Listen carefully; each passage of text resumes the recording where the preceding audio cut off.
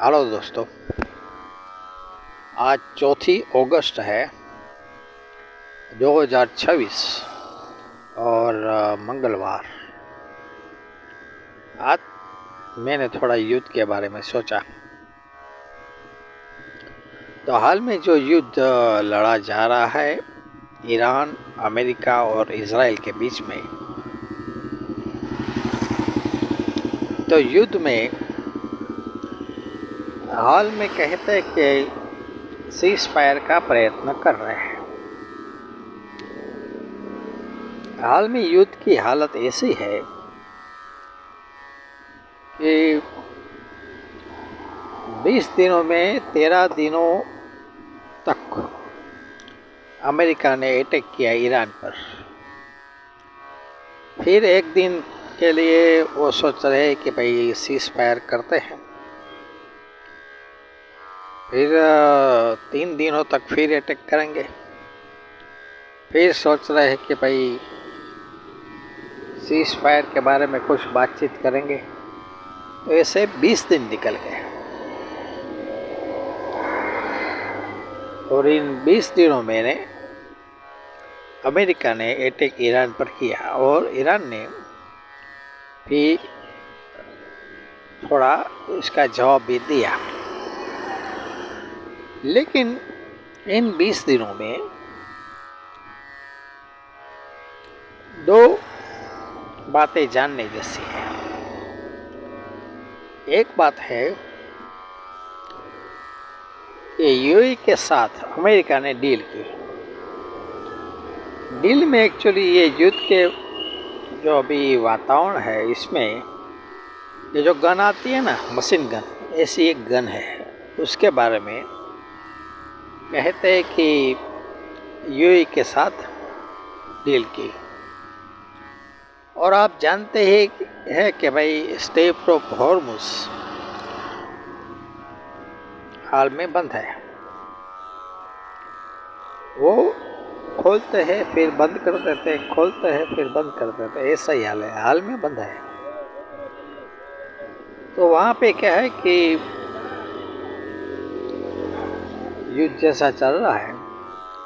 तो हर एक को ऐसा लगता है कि हम एक्चुअली स्ट्रेट ऑफ हॉर्मुज में ऐसा क्या है जो विश्व का एक आकर्षण का केंद्र बन गया, यानी कि जहाँ पे कंट्रोवर्सी खड़ी हो गई। तो कई लोग वहाँ पे जाते हैं, वो दिखाते हैं कि भाई एक्चुअली स्ट्रेट ऑफ हॉर्मुज में जीवन एक्चुअली कैसा है। और उसके ईरान में कई पोर्ट पे जाते हैं और दिखाते हैं कि पोर्ट की एक्टिविटी क्या है। जहाँ पे अटैक हो रहे हैं वहाँ पे भी जीवन सामान्य चल रहा है। यानी कि पोर्ट पे जो जीवन होता है कि भाई जो शिप आती है वो शिप जाती है, फिर मछलियों का कारोबार वो रेगुलर चल रहा है। मैंने ये वीडियो देखा, उन लोगों को कोई खौफ ही नहीं, यानी कि कुछ वो लोग कहते हैं कि ये कुछ इसको डर ही नहीं है कि भाई ऊपर से बम आएगा। और क्योंकि जीवन हर एक व्यक्ति को जीना है। देखो, हर एक व्यक्ति अपना घर परिवार लेके बैठा हुआ है, तो कब तक वो खाली बैठा रहेगा। आप उसको 10 दिन तक बैठाओ, 11 दिन तक बैठाओ, फिर काम तो करना पड़ेगा। तो अभी इसमें कहते हैं कि 5 महीना जैसा हुआ, यानी कि 150 दिन आसपास, 150 डेज। तो जीवन में हर एक व्यक्ति अब कहते हैं कि यूज्ड टू हो गए इसके बारे में। आदि युद्ध का नहीं होना चाहिए। और अमेरिका और ईरान और इजराइल के बारे में अगर आप सोचो तो they are also used to, यानी कि एक साइड पे आप सीज फायर की बात करनी है, दूसरी साइड आपको बातचीत करनी होती है और अटैक भी चालू रखने होते हैं। तो दे आर यूज्ड टू। और अमेरिका ऐसा सोच रहा है कि कौन से परिबड़ से, यानी कि कोई फैक्टर ढूंढ रहा है जिससे ईरान को परेशानी हो।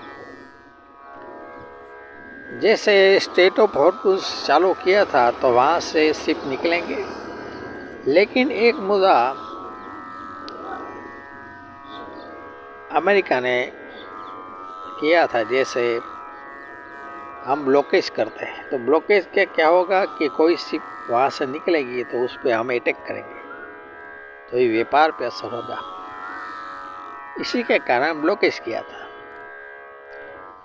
अब अमेरिका और इजराइल ऐसा सोच रहे कि स्लोली अटैक चालू रखो, यानी कि ये 20 दिनों में हर रोज कुछ न कुछ उसका डिस्ट्रॉय करेंगे। आज वहाँ पे अटैक किया, कल वहाँ पे अटैक किया, परसों वहाँ पे अटैक करेंगे। यानी कि वो लोग ऐसा फैक्टर ढूंढ रहे हैं कि भाई जिससे ईरान को परेशानी हो। ईरान का जीवन है वो नर्क बना दे, या जैसे अमेरिका के प्रेसिडेंट कहते थे कि पाषाण युग में ले आया, उसको डाल देते हैं। यानी कि कई वर्षों पुराना वो हो जाए, वो नाश हो जाए, वो ख़त्म हो जाए, बर्बाद हो जाए, वो हैरान परेशान होता रहे। कुछ न कुछ प्रयत्न ये दोनों देश कर रहे हैं। कोई परिबड़ उसको चाहिए। हर एक दिन वो सोचता है कि कहाँ से उसको मारूं, कैसे परेशान करूं, कैसे बर्बाद कर दूं, फिर वो चले जाएंगे। 5 महीने से ये चालू है और विश्व वही ढूंढ रहा है, वही देख रहा है। मेरे कहने का मतलब कि किसी देश को आप खत्म ही कर देते हो। अगर एक बार उसके अटैक करने से देश खत्म नहीं होता तो धीमे धीमे उसको ख़त्म करो, वो फाइनेंशियली भी अप ना हो सके। अगर इसके बारे में बात करने जाओ तो आपको लगेगा कि भाई ये तो बहुत ख़राब है, और पूरा विश्व भी ये देख रहा है। ये तो अन्याय हो रहा है, पापाचार कर रहे हैं, लोगों को मार रहे हैं, कई बच्चों को मार दिया है।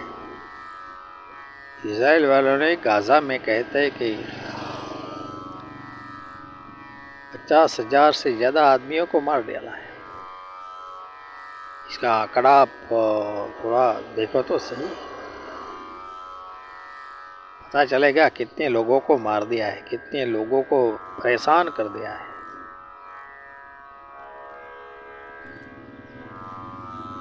तो ये लोग कहते हैं कि ये 2 ही देश है, और विश्व में कुछ ऐसे मजबूत लीडर नहीं है जिसके सहायता से हम ऐसे युद्ध को हम समाप्त कर सकें। हमारे विश्व में ऐसा ही होता है ना। देखिए, इसमें ऐसा होता है कि अहंकारी और अज्ञानी व्यक्तियों से विश्व में नुकसानी होगी। या कहते कि भाई कोई लालच, उससे भी विश्व को परेशानी होगी। तो हमारे धर्म में कई बार हम सोचते कि भाई कई बार आपने कुछ गलत कर दिया, गलत कह दिया समझ के, आपने अभी अपनी जीभ को अच्छी तरह से यूज़ नहीं किया, यानी कि बोलने में आपने कुछ भी गलती की तो आपका देश भुगतेगा।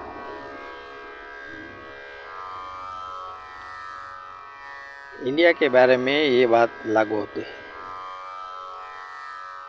जैसे हमारे प्रधानमंत्री ने ऐसे शब्द बोले थे तो जिसके कारण अमेरिकन प्रेसिडेंट गर्म हो गया।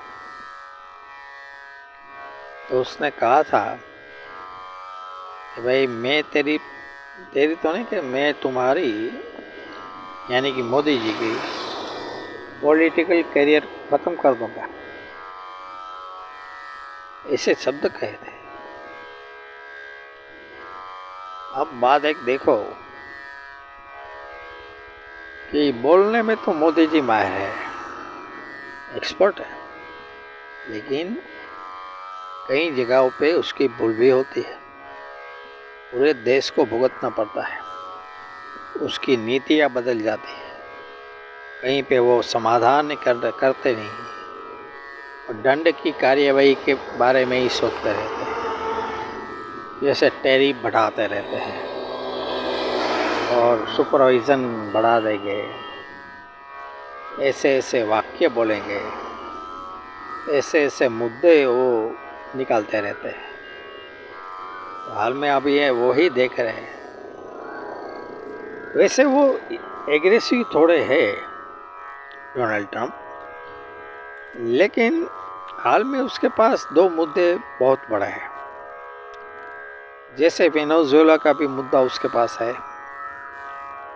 वो पूरे देश को ख़त्म कर दिया, हाल में ख़त्म हो रहा है, उस पर उसका राज चल रहा है। और ईरान पे वो अटैक कर रहे हैं उसके ऑयल लेने के लिए। तो अभी इंडिया का मुद्दा थोड़ा, लेकिन वहाँ पे एग्रेसिव भी है।